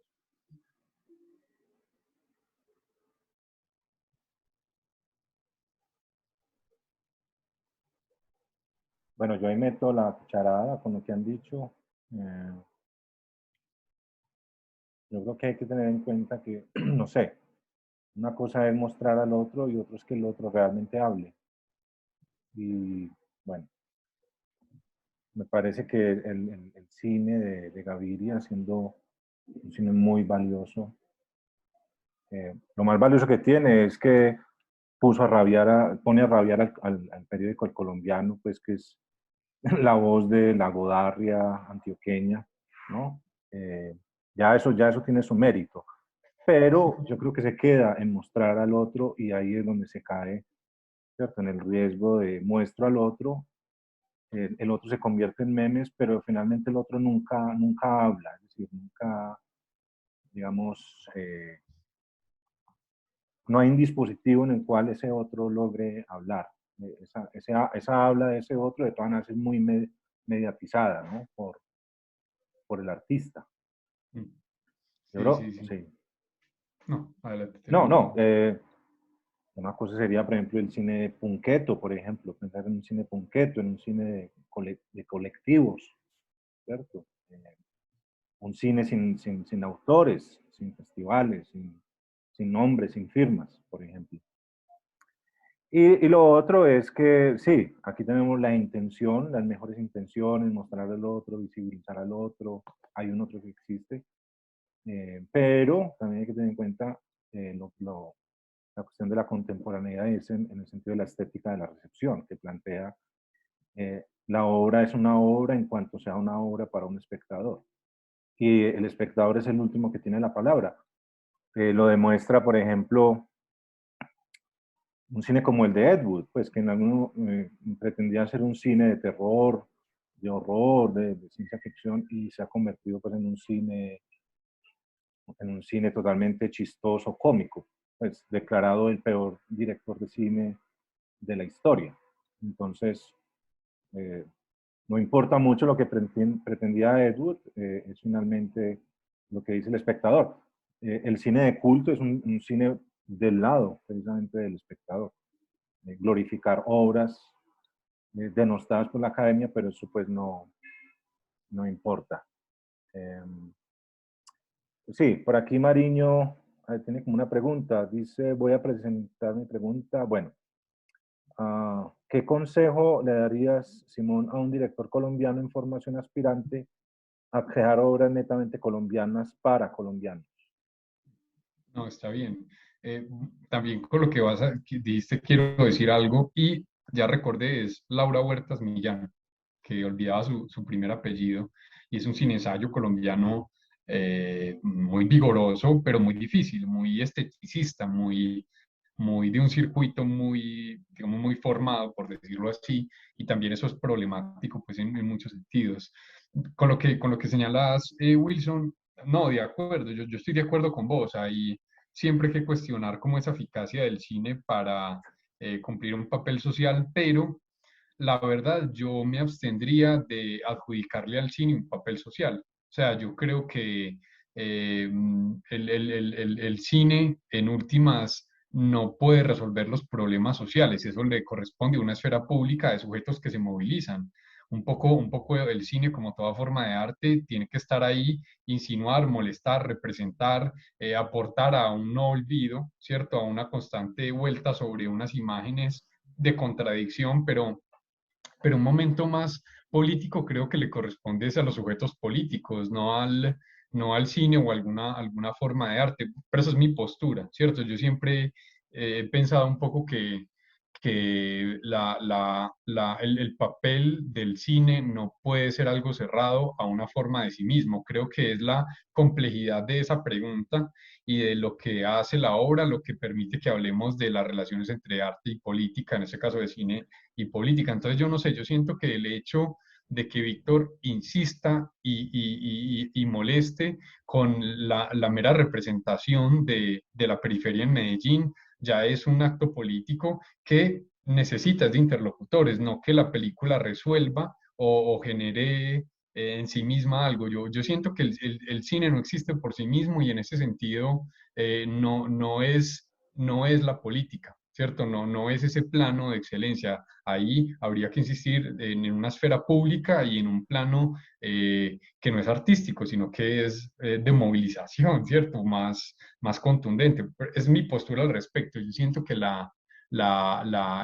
cine aporta a problematizar, pero el cine no es un sujeto vivo, no es un individuo, no es un ser humano digamos, políticamente agente. Habría que ir más allá y en ese sentido el papel del arte tiene que tener el privilegio de no tener que cumplir un papel determinado, en última no sabemos qué va a aportar más a una real transgresión política, si un cine más comprometido o un cine que por apático va a terminar aportando también otra clase de miradas del mundo. O sea, eso es muy interesante también como verlo, verlo así. No sé, es como mi forma de leer ese asunto, no solo respecto a Gaviria, sino a todos estos cines tan problemáticos por elaborar relatos de sujetos sociales que son tan dolorosos para las mismas sociedades en donde están insertos y que aquí tienen como una voz parcial que rápidamente se apaga con la perdón, sí, con la cámara de proyección, ¿cierto? Que es una cosa como tan delicada. Respecto a lo que plantea Jerónimo, pues yo no soy nadie para dar consejos y menos de ese tipo. Yo no soy realizador.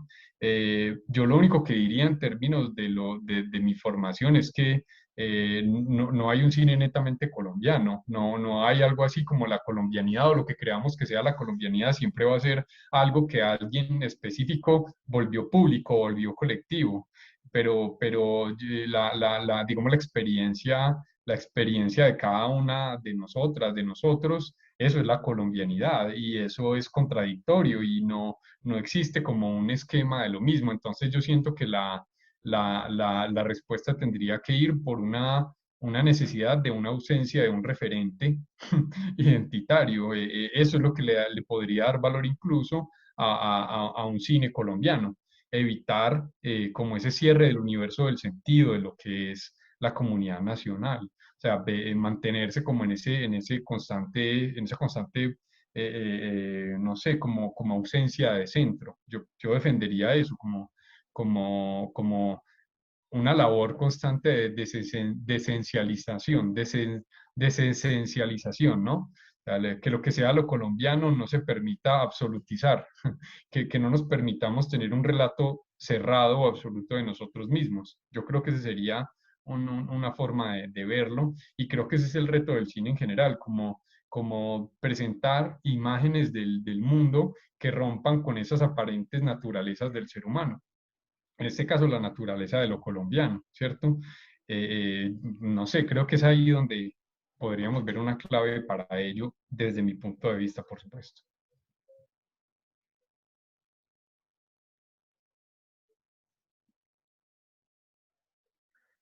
Sí, no, claro, totalmente sí, de acuerdo.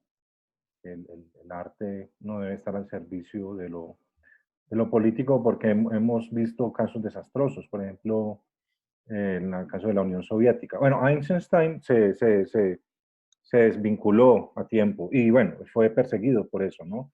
Sí, Eh, sí, fue censurado, tuvo que cortar las películas. sí, en casos de esas, pues, casos, digamos, donde el arte, pues, prácticamente murió, como el tipo, pues, de literatura institucionalizada de la Unión Soviética o Cuba, ¿no? Eh, bueno, el realismo es básicamente una reacción a este cine cooptado por el fascismo, ¿no? Por los grandes estudios en Cinecittà y en Alemania y todo eso. De hecho, creo que Fritz Lang salió corriendo para los Estados Unidos porque por ahí, ¿cómo era este nazi? El famoso, el ideólogo, pues, a nivel de medios de comunicación. Goebbels, Goebbels, ¿será? ajá, Goebbels. exacto. Le iba a proponer pues una película y el tipo salió corriendo, pues porque sabía con qué matones iba a lidiar, claro, no, así es. Y claro, puede caer también en un mamertismo la obra de arte. Tal vez las obras de arte más revolucionarias y que eh, más, qué sé yo, interpelen, muevan, sean precisamente obras que no tengan ninguna pretensión de mamertismo política, ¿no? Pues uno se pone, por ejemplo, toda la literatura, cierta literatura de Bukowski y da cuenta, pues, de unos personajes bastante triturados por el capitalismo, ¿no? Y sin ninguna, o el mismo Pedro Juan Gutiérrez, sí, claro. Bueno, pues, si no es más, no quisiera abusar pues de tu generosidad más, Simón. Eh, Muy chévere la conversación, aprendimos mucho y bueno, no, pues muy felices de que hubieran estado con nosotros y a la espera, ¿no? De seguir el diálogo o algún proyecto, no sé qué, cualquier cosa. Aquí No, muchas gracias Wilson, de verdad, por la invitación. Muchas gracias a ustedes por la conversación. Para mí también es muy formativa y enriquecedora. Y de acuerdo con vos, que esto nos abra puertas y nos establezca relaciones más que otra cosa. Entonces, pues hasta la próxima, ojalá. Bueno, muchas gracias y gracias a todos por estar aquí. Hasta la próxima. Nos vemos. Chao. Que estén muy bien. Gracias. No, gracias.